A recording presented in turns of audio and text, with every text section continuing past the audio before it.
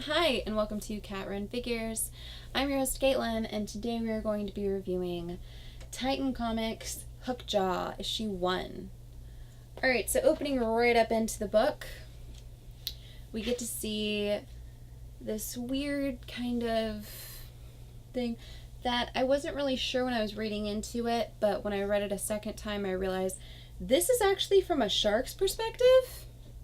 I love this. But there is a sickness in the cool empty. There is a sickness and warmth, and the tasting is murked with the sky fire, and oh, this is wrong flesh. This old familiar. It is poor nourishment, but nourishment enough. And they're eating someone. So they're looking for some flesh in particular. They're looking for the right flesh. Not sure what that means, but it was kind of cool to think that this is from a shark's perspective. But opening right under the story, we get to see that a group of researchers are looking into whether or not great whites can live and fight in a pack. And they're actually monitoring a number of female great white sharks. And, we get to see a little bit of the relationship between all these researchers. I don't know why they went through and bleeped out all the curse words.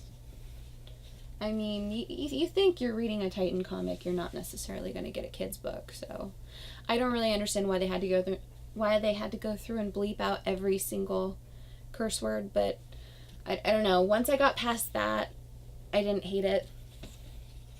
That was just kind of irritating for me. But one of the main female researchers is almost kind of clipped by one of the sharks, and a male researcher who's very interested in dolphins actually goes through and tries to shock the shark and scares it off. We go back into their main ship, and we find out they've been boarded by pirates. And the lead researcher basically says, well, it's Somalia. What are you going to do? And it's like, you could have told us you were boarded by pirates. And she says that, well, they don't have enough money on the boat or anything of value on the boat. And no one in the crew there is valuable enough to ransom. So they're just going to get bored and leave anyway. It's happened before. I guess they get boarded all the time. It's no big deal. They just kind of try to ignore it. A bunch of guys with guns, and they just try to ignore it.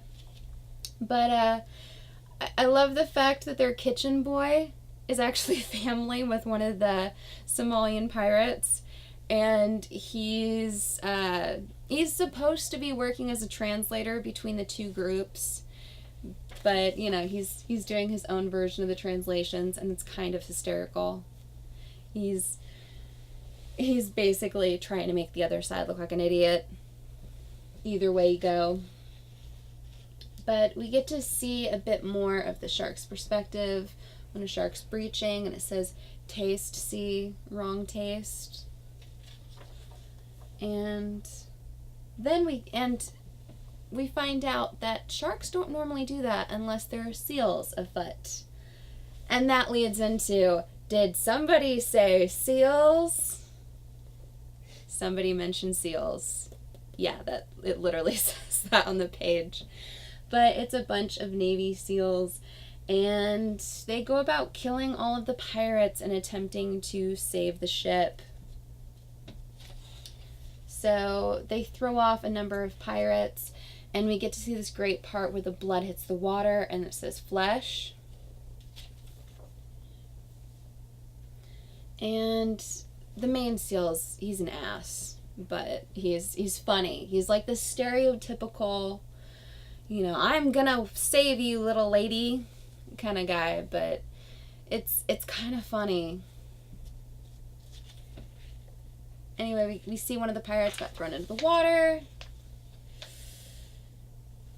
and then we get to see the main researcher is being taken by the pirates. So her assistant's screaming at him that aren't they gonna save her? Aren't they gonna do something? And he says, "One potty-mouthed, limey ship's maid taken alive. That's an acceptable margin in my book." That's exactly what he says. She's Australian, actually. I'm the Brit. Anywho, they don't really care. They basically say that if she's anyone worth any kind of money at all, there's going to be a ransom coming up. It'll be fine. No one really cares. So they get to see this going on. The seals try to shoot the cook, the boy that's on the ship, and of course the researchers protect him. And I love it because the main seal tells the male researcher if he can get his girl to go make him a pot of coffee, that'd be great. Which of course pisses her off to no end. And we hear from their diving team, and their diving team is screaming in horror, and there's a lot of weird sounds, and then they get their cameras up, and all they can see is blood. So they've been attacked by the very same sharks that the research team was investigating. And we get to see the big shark, the shark that's actually the boss. It's a shark that the research team has never actually seen before. So we get proof of cooperative behavior in great white sharks. And this is an amazing panel. You can see that at all.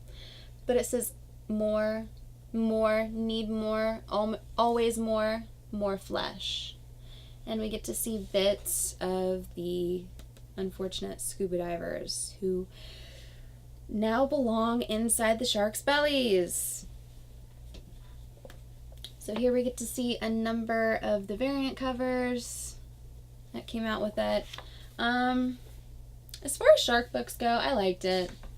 I would have liked to see more from the shark's perspective. I think that was probably the best part of the book, honestly. I liked seeing it from the shark's perspective. I'd like to know what they're talking about when they say it's the wrong flesh. I'd like that explained more. Again, one thing that really bothered me is the fact that they had to bleep out all the curse words. Either don't bleep out the curse word or don't use a curse word at all, in my mind. I mean, this isn't a kid's book, so why did you have to bleep out all the curse words? It doesn't bother me to hear a little bit of cursing in my books. I just thought it was a little distracting, especially when the lead researcher was talking, and maybe 1 in every 5 words was an F-bomb for her. So, you know, whatever. But yeah, I really liked this book. It's good for the opener of a mini. I'd like more explained.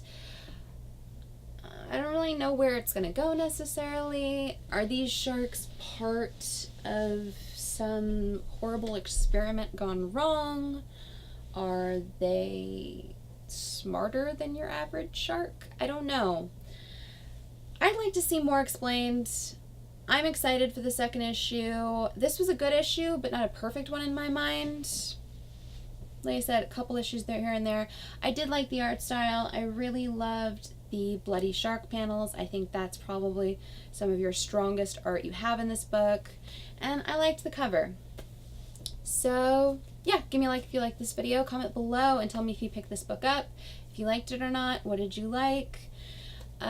Subscribe to my channel for more comic book content, or check out any of my older videos I have up for offer here on Cat Run Figures. And until next time, I'm your host, Caitlin.